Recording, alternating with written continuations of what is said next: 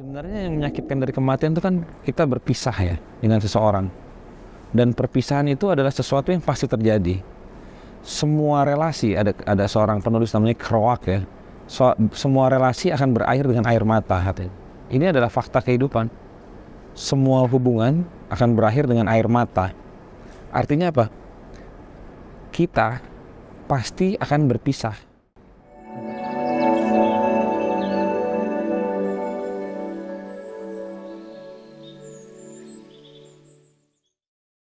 Salam pencerahan, kembali bersama saya di Rumah Filsafat.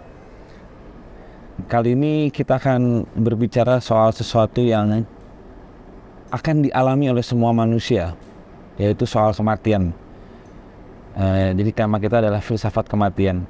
Tapi sebelum masuk ke tema, saya ingin bilang terima kasih dulu buat teman-teman yang sudah subscribe di Rumah Filsafat. Terima kasih atas dukungannya, semoga bisa terus mendukung kami dengan menyebarkan ide-ide pencerahan ini gitu ya. Terus like, subscribe, share konten-konten kami di berbagai platform multimedia gitu. Dan kami di Rumah Filsafat juga membuat merchandise ya. Salah satunya kaos yang saya pakai ini Nietzsche yang dikawinkan dengan Cyborg, salah satu produk kami.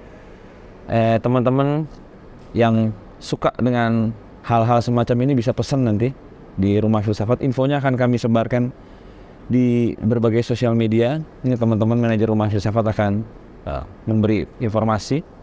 Dan kita ini berada di tempat yang namanya 38 Bar and Cafe ya. 38, tulisannya 38. Kita terletak di Kebayoran, di Senayan. Bisa dilihat di Google, 38 Bar and Cafe. Tempatnya nyaman, buat santai, buat ketemu teman, buat ngopi. Setiap hari ada live music. Dan kami sedang di sini. Ini kurang lebih ambience seperti ini, dan mungkin kita akan rutin di sini kayaknya nih ya, menyampaikan konten-konten Rumah Filsafat. Nah, itu beberapa pengantar dari saya. Sekarang kita masuk ke tema hari ini ya, filsafat kematian.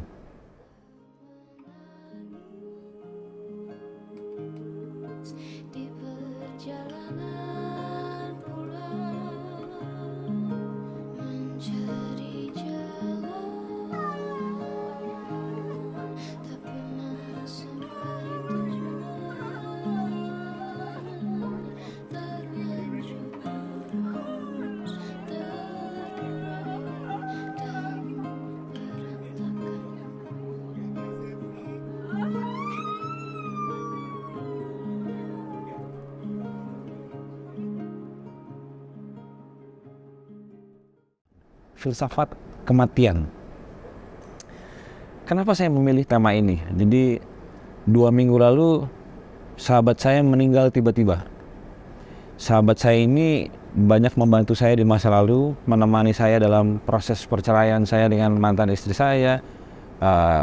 Kita juga sering ngobrol waktu istrinya hamil, waktu dia menikah, saya ketemu dia gitu ya. Ketika ada kesulitan dengan ibu saya soal hukum, dia banyak membantu. Jadi ini benar-benar orang baik lah, orang yang sangat baik. Dari keluarga yang juga baik ya, dari Jawa Tengah, keluarga muslim, punya pesantren juga di Jawa Tengah.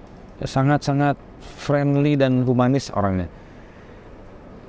Suatu sore dia rapat, tiba-tiba ada serangan jantung dan dia meninggal. Anaknya juga masih kecil, masih 2 tahun umurnya. Jadi peristiwa itu membekas di hati saya ya. Jadi kematian yang sangat mendadak, yang tidak ada sakit, tidak ada gejala, tidak ada kabar. Dia juga beberapa kali ngajak saya jalan, ketemu, cuma karena waktu itu lagi padat saya belum bisa. Sekarang dia sudah meninggal gitu. Jadi kematian memang ada di sekitar kita ya, baik teman-teman, keluarga dekat.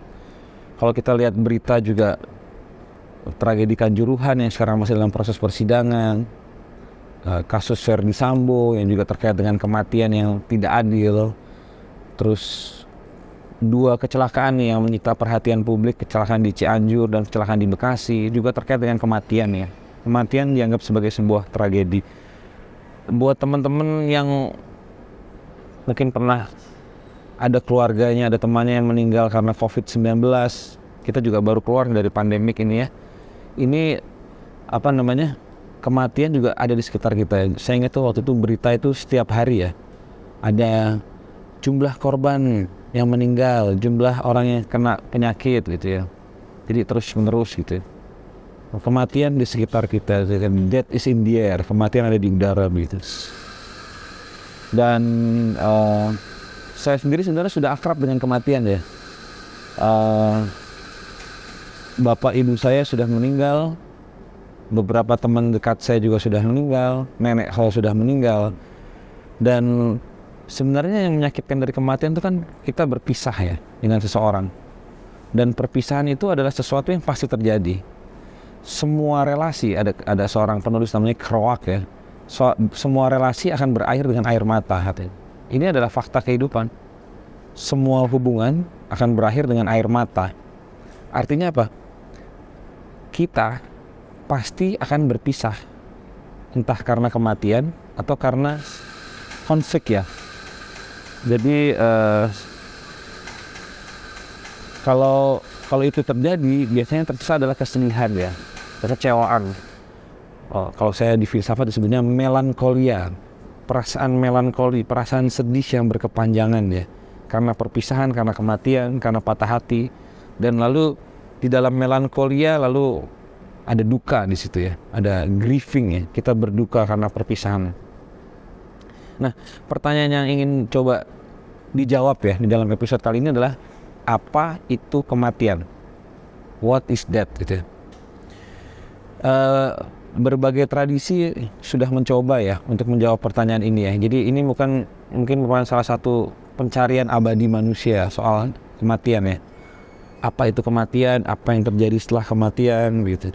Agama misalnya menawarkan narasi ya, menawarkan sebuah versi tentang kematian. Ada yang bilang kalau kamu jahat kamu masuk neraka, kalau kamu baik kamu masuk surga. Ada agama lain yang mengajarkan kehidupan ini berlanjut, kamu akan lahir di kehidupan berikutnya sesuai dengan gaya hidupmu ya. Kalau kamu hidupnya jahat ya, kamu akan lahir sebagai binatang, sebagai orang yang jahat gitu ya.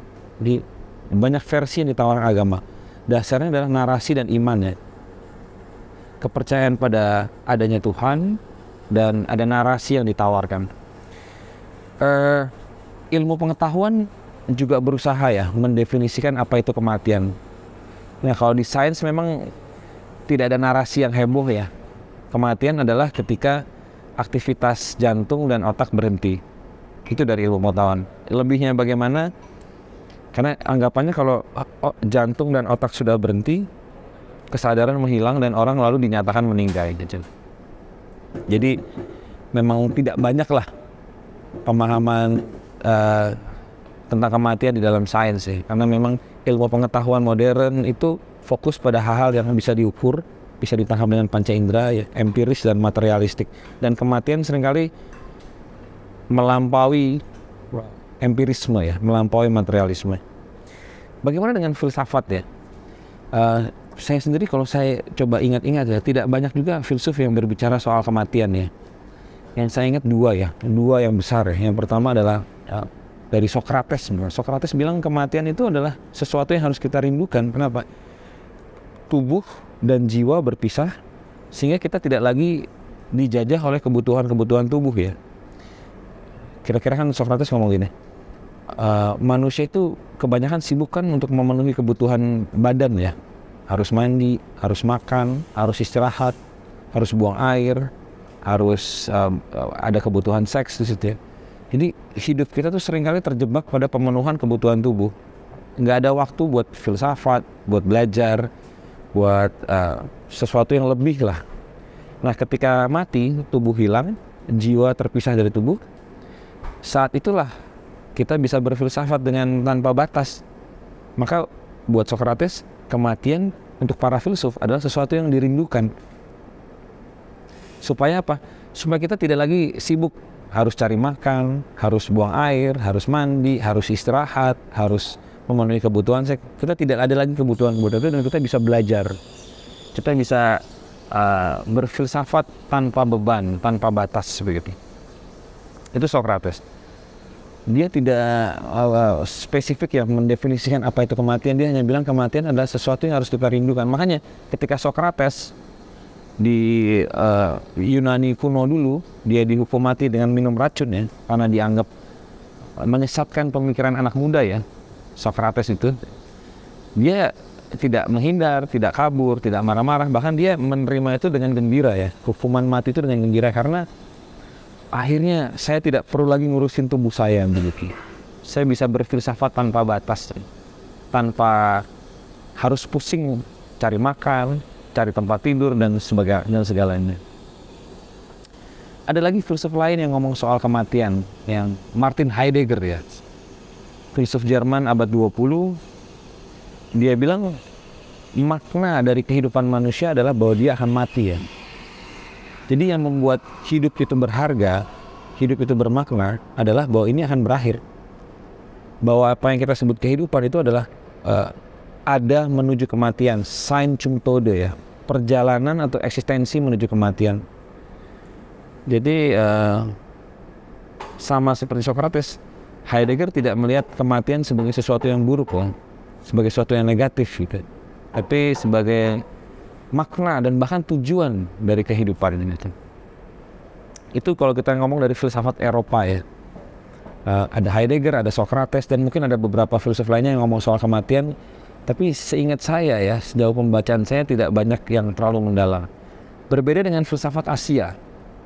Filsafat Asia melihat kematian sebagai sesuatu yang penting, sangat penting untuk dipikirkan. Ada beberapa tradisi Yunani ya yang juga melihat kematian sebagai hal penting, seperti semboyan memento mori ya. Remember that, ingatlah bahwa kamu akan mati.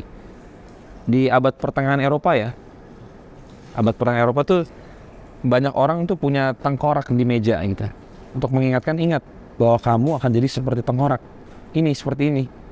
Jadi jangan buang-buang waktu, jangan sibuk untuk hal-hal yang tidak berguna.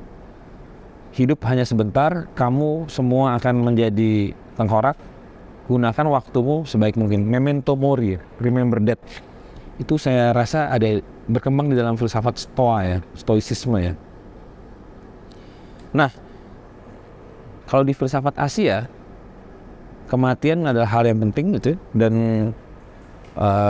yang saya kutip mungkin tradisi Tibetan ya, filsafat Tibetan Buddhis ya, yang berbicara sangat mendalam soal kematian. Bahkan mereka punya satu buku ya, Tibetan Book of the Dead ya, buku Tibet tentang kematian. Di dalam tradisi ini kematian disebut sebagai bardo. Bardo adalah saat in between ya, saat menunggu, saat di antara. Jadi yang lama sudah berakhir, yang baru belum datang. Jadi kita menunggu. Kayak misalnya baru keluar pekerjaan baru belum ada. Ini ada saat menunggu, bardo. Kematian itu dari kacamata filsafat Tibetan adalah momen menunggu, bardo, momen antara.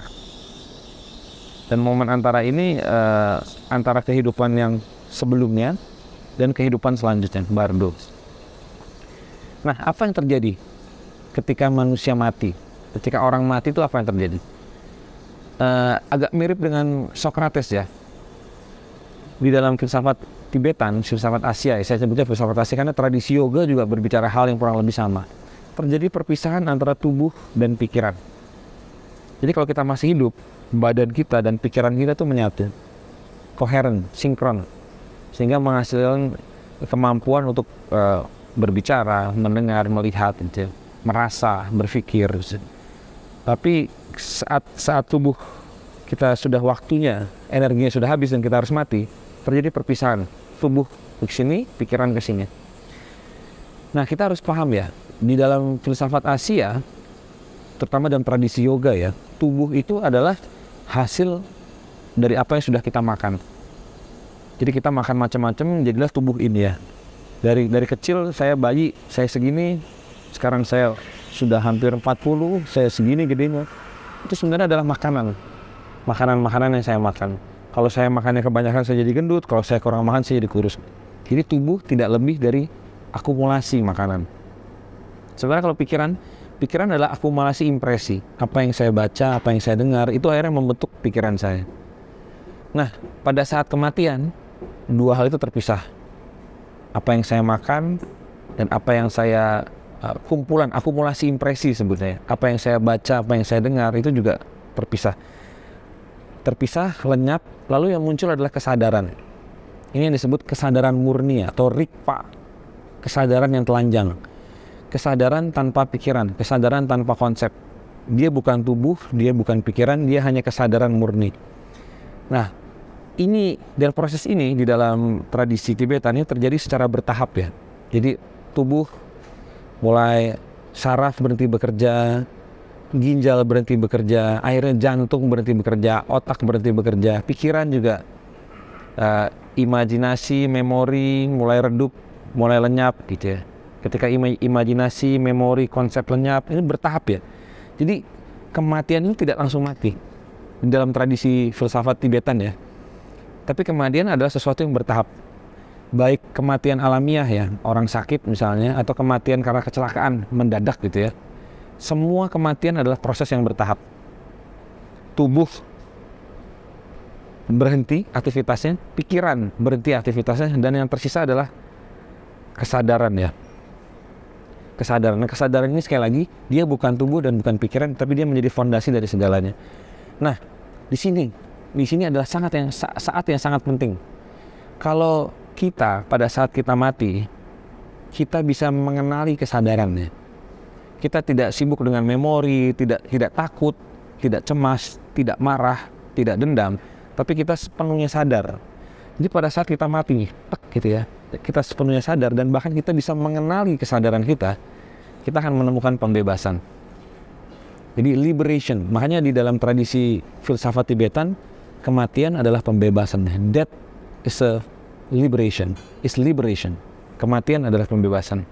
Tapi kalau pada saat kita mati dalam keadaan marah, takut, bingung, penuh dengan dendam, penuh dengan kekacauan.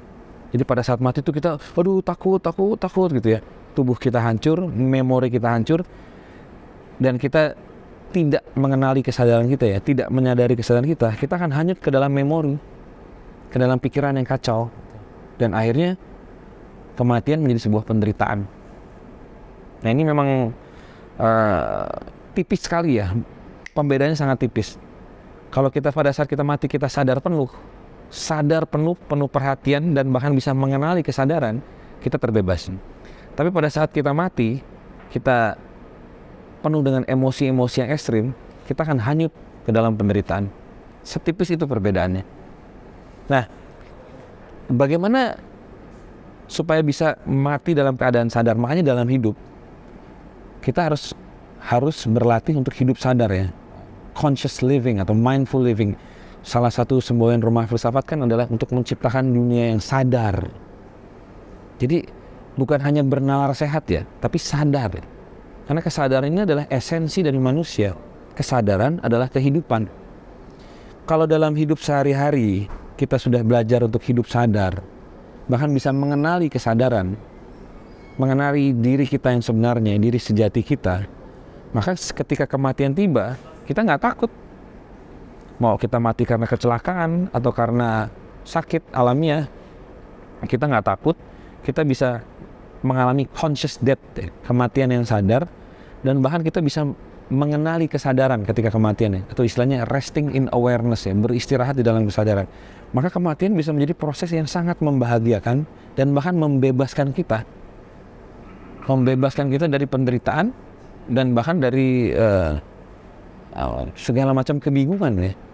Tapi sebaliknya, kalau dari semasa hidup tuh kita nggak latihan kesadaran ya, kita hidup hanya ngikutin keinginan kita, ngikutin nafsu-nafsu kita. Kita penuh dengan kemarahan, kita penuh dengan ketakutan, kita penuh dengan kebencian, penuh dengan dendam, penuh dengan emosi-emosi yang kita ikutin dan kita kejar malah gitu ya. Maka mutu kematian kita pun akan rendah, akan seperti mutu hidup kita. Kematian kita akan jadi proses yang sangat menderita. Karena hidup kita menderita. Jadi bisa dibilang ini salah satu kebijaksanaan juga di dalam filsafat Yunani kuno ya, bahwa filsafat itu adalah latihan untuk mati. Kalau hidupmu bahagia, hidupmu tenang, damai, kematianmu akan bahagia, tenang, dan damai. Kalau hidupmu penuh kemarahan, kebencian, maka kematianmu juga akan penuh dengan kemarahan dan kebencian. Gautama ya, pendiri agama Buddha ya, Siddhartha Gautama pernah bilang begini, pohon kalau sudah miring ke kiri, jadi waktu dia masih hidup tuh dia udah miring ke kiri, ketika dia ditebang dia akan jatuh ke kiri. Pohon yang sudah miring ke kiri dipotong nggak mungkin jatuh ke kanan. Begitu pula manusia kalau hidupnya sudah sadar, sudah bisa menemukan kejernihan ya, mungkin dia menderita, mungkin dia banyak masalah, tapi dia sadar. Kalau manusia hidup sudah sadar, dia akan mati dalam keadaan sadar. Dan dia akan menemukan kebahagiaan dan pembebasan. Tapi kalau manusia selama hidupnya tidak sadar, dia hanya ngikutin aja emosinya, nyakitin banyak orang, nyakitin diri sendiri, maka kematiannya juga akan sangat menyakitkan, penuh dengan penderitaan. Logis kan? Nah ini salah satu pandangan yang menurut saya masuk akal ya, dan bisa diterima dengan logika ya, pandangan filsafat Tibetan ini. Makanya saya menjadikan ini sebagai salah satu tema penting ya ketika membicarakan kematian, dan juga menekankan pentingnya kita melatih kesadaran dalam hidup kita sehari-hari. Bagaimana cara melatih kesadaran? Apapun yang kita lakukan, kita sadar. Saya lagi ngomong, saya sadar ada getaran pita suara. Saya lagi ngomong, saya merasakan ada terpaan angin dari AC di atas ini sehingga terasa dingin. Saya juga mendengarkan suara sekitar saya, ada suara motor di luar, ada suara azan di luar. Jadi setiap momen kita tahu apa yang sedang terjadi. Mungkin saja saya sedang menderita, saya lagi sakit misalnya, saya lagi flu, kepala saya pusing, saya nggak bisa tidur, tapi saya sadar bahwa saya menderita. Kata kuncinya adalah sadar. Nah kalau ini dilatih terus ya, saya sadar pada apa yang terjadi pada diri saya saat ini, maka ketika mati, kita akan bisa mengenali kesadaran dan kita akan bisa terbebaskan. Tapi kalau hidup kita tidak sadar, kita hanya seperti robot aja, ngikutin semuanya tanpa kesadaran, hanya tunduk pada nafsu-nafsu kita, bahkan malah mungkin menyakiti orang lain gitu ya. Kita akan juga mati dalam keadaan menderita, mati dalam keadaan penuh ketakutan gitu. Jadi sekali lagi ini perlu ditekankan, mutu hidup kita adalah mutu kematian kita. Maka penting untuk membangun hidup yang bermutu tinggi ya, yang dengan penuh kesadaran. Nah, ya kita para filsuf ini kan tidak suka menerima pendapat tanpa pertanyaannya. Kalau kita tanya kepada para master Tibetan ini, dari mana dia tahu gitu ya? Dari mana dia tahu ini semua gitu ya? Apa sumber pengetahuan? Nah, ini pertanyaan epistemologi di dalam filsafatnya. Apa dasar dari sebuah pengetahuan? Kalau kita ngomong ilmu pengetahuan ya, terutama sains modern, memang dasar pengetahuannya adalah hal-hal yang material dan bisa ditangkap dengan panca indera. Eksperimen. Jadi dengan eksperimen, dengan mengumpulkan data, dengan mengukur sampai pada pengetahuan. Tapi untuk berbicara soal kematian ini sulit. Karena kematian itu dia melampaui materi dan melampaui panca indera. Bahkan pada saat momen kematian, panca indera manusia itu redup dan lenyap, mati gitu ya. Jadi sains modern tidak bisa berbicara banyak soal kematian. Karena dasar epistemologinya atau dasar pengetahuannya adalah eksperimen empiris, eksperimen yang materialis gitu ya. Bagaimana dengan agama? Agama juga seringkali sulit karena pijakan dari agama adalah iman. Artinya kita harus percaya, hanya percaya. Mungkin buat beberapa orang percaya cukup, tapi buat saya pikir cukup banyak orang ya, terutama para subscriber Rumah Filsafat ini sulit percaya aja, karena percaya itu kan bisa dibohongin, gampang sekali dibohongin itu. Maka iman sebagai dasar pengetahuan itu dianggap tidak kokoh sebagai sebuah dasar epistemologi. Maka menggunakan agama dan teologi untuk berbicara kematian itu sulit karena seringkali pendasarannya hanya kepercayaan. Nah, yang menarik dari filsafat Asia ya, terutama ya, filsafat Asia itu dasar pengetahuannya tidak hanya argumen rasional atau data empiris, tapi pengalaman samadhi. Pengalaman ketika orang berhasil meredupkan pikirannya, meredupkan perasaan dan menjadi satu sepenuhnya dengan alam semesta. Itu yang disebut pengalaman samadhi ya. Ketika ego lenyap, yang ada adalah eksistensi atau presence ya, keberadaan murni. Dan keberadaan murni ini sinkron atau apa, harmonis dengan alam semesta. Ketika orang bisa menyentuh ini, samadhi ini, orang seperti manusia ya, itu seperti menjadi satu dengan pengetahuan baik masa lalu, masa kini, masa depan, dan dia bisa mendownload banyak sekali ide, banyak sekali ilmu dari alam semesta ini ya. Saya menyebutnya seperti perpustakaan kosmik ya, perpustakaan semesta. Bukan perpustakaan yang dari buku, tapi perpustakaan yang berakar pada energi ya. Nah ini mungkin buat teman-teman agak sulit membayangkan, makanya perlu latihan kesadaran dan belajar samadhi supaya bisa menyentuh dimensi ini ya, dimensi yang melampaui materialisme, melampaui materi ya. Kita ngomong energi di sini. Kalau di filsafat barat memang hal ini tidak dikenal ya. Filsafat barat tuh dasar pengetahuannya terutama ketika berbicara soal kematian adalah argumentasi ya. Seberapa koheren argumentasinya, seberapa rasional argumentasinya. Jadi dasar pengetahuan dari filsafat barat atau filsafat Eropa adalah argumentasi rasional yang seringkali berpijak pada data-data empiris juga. Tapi memang filsafat Asia bergerak lebih dari itu ya. Makanya saya dalam perjalanan hidup saya itu saya seperti banting setir ya. Dari tadinya mendalami filsafat Jerman, sekarang saya berkutat dengan filsafat India, filsafat Himalaya, filsafat Jawa gitu ya. Karena ada dasar epistemologi yang berbeda yang tidak kalah kerennya gitu lah dengan filsafat Eropa dan dengan sains modern ya. Tadi ketika kita bisa mendownload pengetahuan dari perpustakaan kosmik ya, perpustakaan semesta lewat samadhi. Nah ini tentu harus ditanggapi secara kritis. Jangan percaya sebelum kita mengalaminya ya. Makanya pengalaman samadhi ini penting supaya orang sampai pada keterbukaan cara berpikir ya, atau kebijaksanaan yang sesungguhnya kalau saya sebut begitu. Ya jadi ini yang kiranya bisa saya sampaikan ketika berbicara soal filsafat kematian nih. Bahwa para filsuf baik di Eropa maupun di Asia sepakat bahwa kematian bukan sesuatu yang buruk asal kita punya pengetahuan. Kalau di Eropa mungkin kalau kita punya pemahaman yang tepat, maka kita bisa mati dengan damai, mati dengan bahagia. Bahkan bisa, kalau kata Socrates ya, kita bisa berfilsafat tanpa batas karena nggak pusing lagi ngurusin tubuh ya. Nggak harus mandi, nggak harus makan, nggak harus istirahat gitu. Kalau kita ngomong filsafat Asia lebih dalam lagi, kematian adalah momen pembebasan, true liberation. Ketika orang tidak lagi hanyut ke dalam panca inderanya, tidak lagi hanyut dalam memori dan imajinasinya, tapi menjadi sepenuhnya sadar ya, yang jadi bagian dari kesadaran murni, beristirahat di dalam kesadaran murni atau naked awareness ya, kesadaran yang telanjang. Itu adalah momen pembebasan. Jadi semoga teman-teman bisa mendapatkan pencerahan dan pengetahuan baru dan tidak lagi takut pada kematian, kalau perlu malah menjadi penasaran pada kematian, mulai meneliti soal kematian, mulai belajar untuk hidup sadar. Karena sekali lagi, ingat kata-kata Gautama tadi, mutu hidup kita adalah mutu kematian kita. Kalau kita hidup dengan sadar, maka kita bisa mati di dalam kebebasan. Demikian, jangan lupa terus dukung kami di Rumah Filsafat, subscribe, like, share konten-konten kami, dan sampai jumpa di episode berikutnya. Salam pencerahan.